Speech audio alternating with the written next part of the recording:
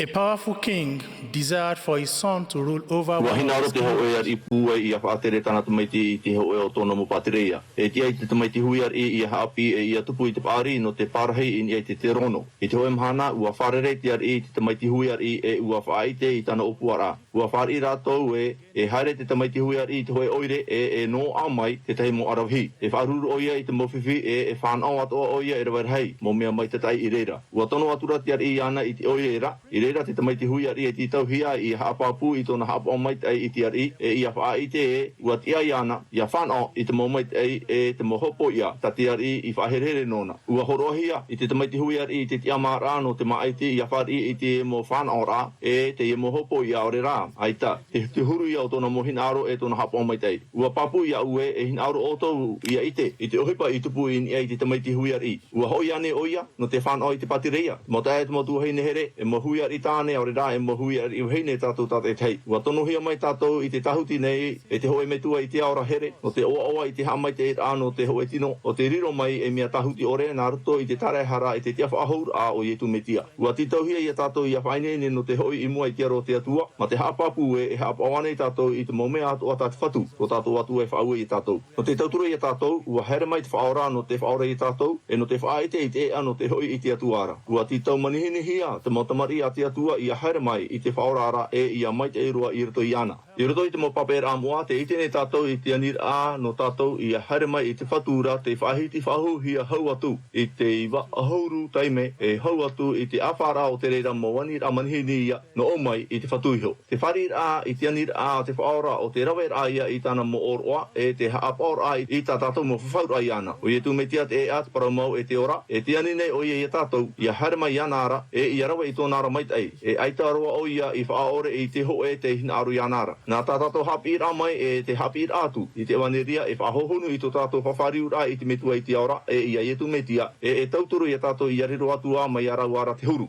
The truth and the life. Ngā tue, ai tā te mo mea atoa I hehehui a mai non ia I te teime e te huru e horoahia mai ia I te moha mai te ira o te whate te ira. That come unto Ua hapapuhia mai rā te rere I tātou. gospel learning and teaching deep in Api ai oia I te whenua I tā rahe mera, ua whaatia o arama te tahu arahei I te oiani rā hohonu a Ietu metia e inaha te whaatai atu even though not all things nei oia I te parau I te tātātu ara. Te whātorohi ara te rima o te arowhai a rātaura. E tēnā omeira oia e, a tātarahapa e whari au I o tau. O ia, tēnā omeira oia, a haere mai o tō I au nei, e rawe o tō I tō te rau o te orara. Te ani mai nei te whaora I ho I a tātou I a haere mai anara. E I a rawe I tāna tuto I nia I tātou I a tia I a tātou I a whaaya I roto I te eau a ripurepu. He haere tātou I te metiara, nā roto I te whaohipara a I te whaaro I ana, te tātarahapara I te momhana atoa, te rawe a I te mowhawhaura a I te atua, a whari I tātou I te mo oroa no te whaora a I te whaatete ra, e te tāpea a I tāna tu I te hope a and ye nā roto I te hapa a I tāna mowhawhaura ara. of life. Te ea no te mai te eroara a, o te ea ia no te whawhaura a, e o te metia te pū no te mo oroa e te mo whawhaura atoa. We may have rest in this tumultuous world. Ua hapi mai te aripeni a mina e, We come unto Christ by nā rato I te mo whawhaura a tā tātou I rawe, e riro mai tātou e mo tamai mo tamahine nā te metia, making covenant with God te whanau I a tātou I te paiwarua, of salvation e I raro a I tōna up o te amahi ane tātou no te mea, ai tātou e oa I horoahia mai e tai mai e te ora. E whaorahia tātou mai te mea e tāpea mai te tātou e tēno atu I te hopea, nā rato I te pēr atu I te hior a o te tamaiti a te atu ora. all ordinances and covenants. Ua ome ne fie, Thought. e ita te mo mea atoa e rawahia nā rato noa I te harer ana ni ai te atiti ai wharo I te pirihao. Who are spiritually E tia ia tātou, I haere ti atu I mua I te tia mai te rai te metia, ma te tia I pāpūroa, given e te here I te atua e te tātātoa. we are saved as we endure to the E tauturu mai te hapi rā tumu, e te metia I tātou I a ite, e I a whaia noa I ni ai te e ano te whawhaura, e ua whaanohia, te waneria, e I a wharihia, te mo hamai te a te whatu, te whawhauhia nārto I te mo oroa, e te mo whawhaura moa. forward with a steadfastness in Christ, having Ua o mai te profeta a te brightness atua, of hope and te pereti tēni Jerusalem Nelson I tātou I roto I tāna haora I te ahuru maono no tēnu are piti tau tini hoi ahuru mawau, nā roto I te awhata te ata, I a whaia noa I ni ai te ano te whawhaura. so arranged that the Lord's promised blessings are Nā tā received o tō whawhaura I a I te whaora nā roto I te rawera I te mo whawhaura I ana e I muriho, te hāpaora I te reira mo whawhaura. Nelson E iriti I te uputa no te Muhammad te rapewaru atoa, e te faufa, e vaira no te tāne, te wahine. Te hopea, ta tātou tate te tutawa nei, o te whari aia I te mana, I ruto I te hoe whare, o te whatu, ma te tātihia I utua whare, ma te hapa o maitei, I te mawhawhaura I rawahi I ruto I te hiero, o te whainene I tātou, o te horoa raheiroa ai a te atua, te ora mure ore. Men, women, and children everywhere. The E end for tāpua te which mawhawhaura each I of te us ea no te hoi I te atuara. with power in the house of the Nā te Lord mo oro te papatito rā, e te whari rā I te horoa rā te waru o maitei, te whaatoroa rā I te otohua rā, e te oroa moa, e ara rei tātou I te hiero o te whatu no te rawe I tāna mo oroa no te whatetei rā. Close quote. God will Te not hinaro nei au, e whahiti e piti nā mea tā tō tātou whaora, I hapa pu mai no te tauturi e tātou I hapa o maitei I te mawhawhaura. eternal life from every faithful E nei he te waru o maitei hap I e tātou, as we honor sacred covenant. e whahaman o e tātou I te mohapi rā a te whaora, e whaia I pihi ai hoi e tātou e amuri no atu. E nene o ia e riro e hoa tā mau no tātou no te arata I e tātou I ai te ano te whawhaura. Ua hapi mai te preti te Jerusalem Nelson e, I te momhana I muri nei, e ita tātou e ora mai I te pai wārua mai te peu, aita te mana arata ai, te whātere, te tamahana hana tā mau o te wārua mai te ai. The path back to God.